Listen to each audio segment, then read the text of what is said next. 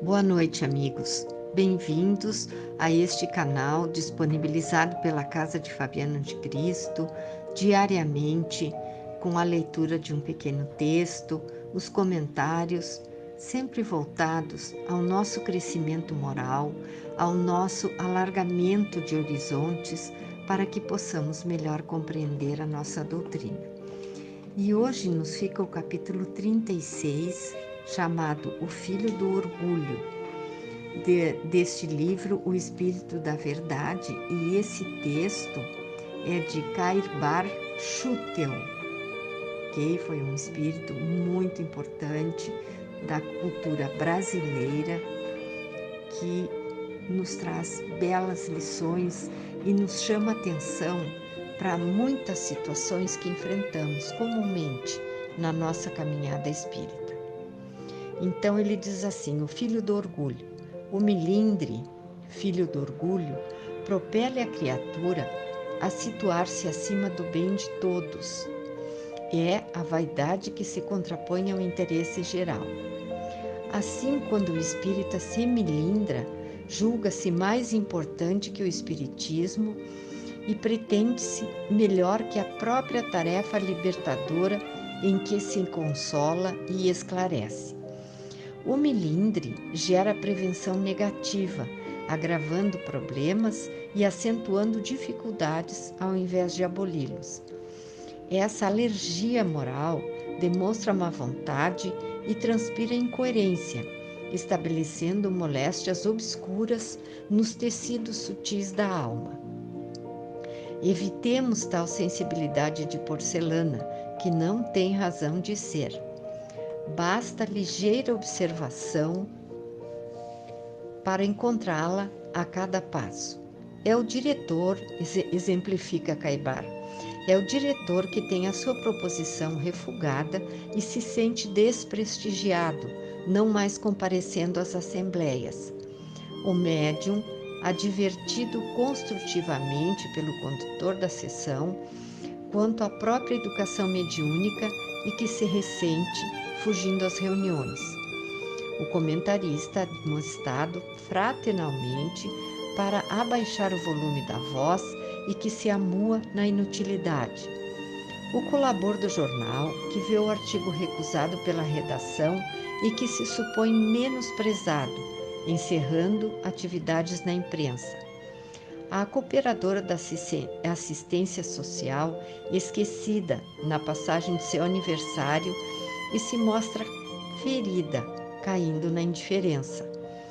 O servidor do templo que foi, certa vez, preterido na composição da mesa orientadora da ação espiritual e se desgosta por sentir-se infantilmente injuriado.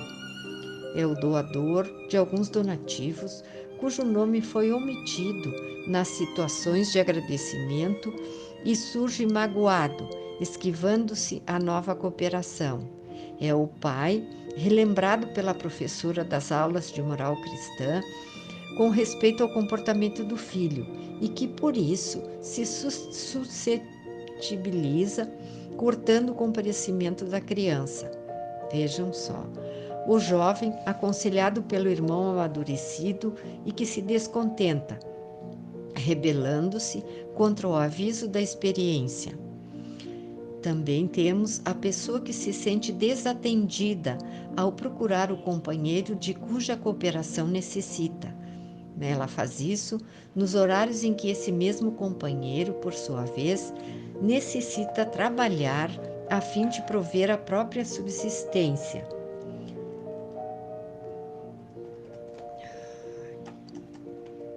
É o amigo que não se viu satisfeito ante a conduta do colega na instituição e deserta revoltado, englobando todos os demais em franca reprovação, incapaz de reconhecer que essa é a hora de auxílio mais amplo.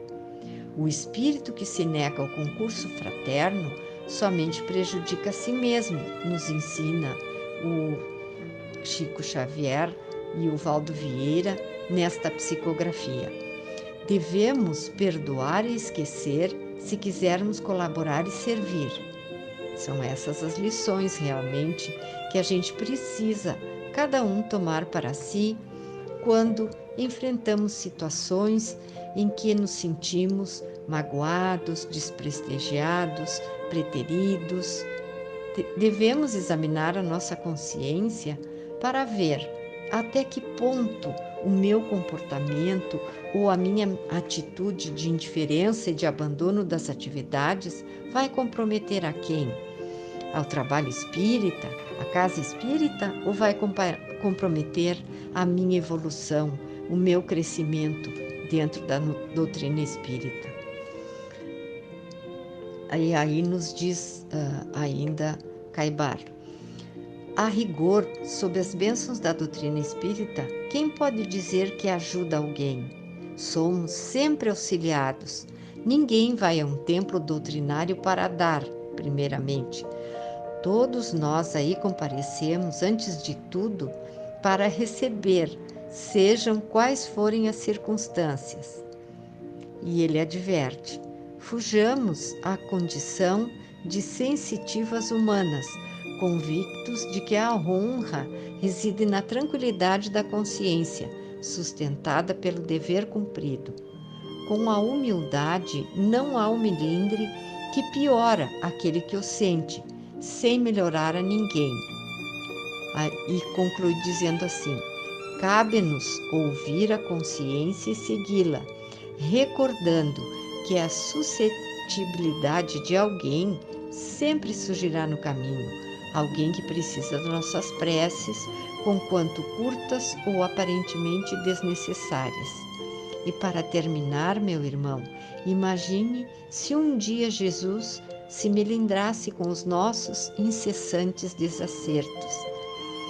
Aí está, caros companheiros, a reprimenda bondosa e querida, com esta última frase, onde Caibar nos indaga: se acontecesse de nos melindrarmos num encontro com Jesus, que ninguém deve dispensar com certeza, que não é um momento muito ímpar, muito sutil, e difícil de acontecer, mas examinemos a nossa consciência, se a nossa atitude nesta ou naquela situação, com este ou com aquele companheiro, não decorreu muito mais da minha atitude infantil, ignorante da doutrina espírita, desconhecendo aqueles primeiros passos quando adentramos a casa espírita e fomos muito acolhidos, nos sentimos muito bem.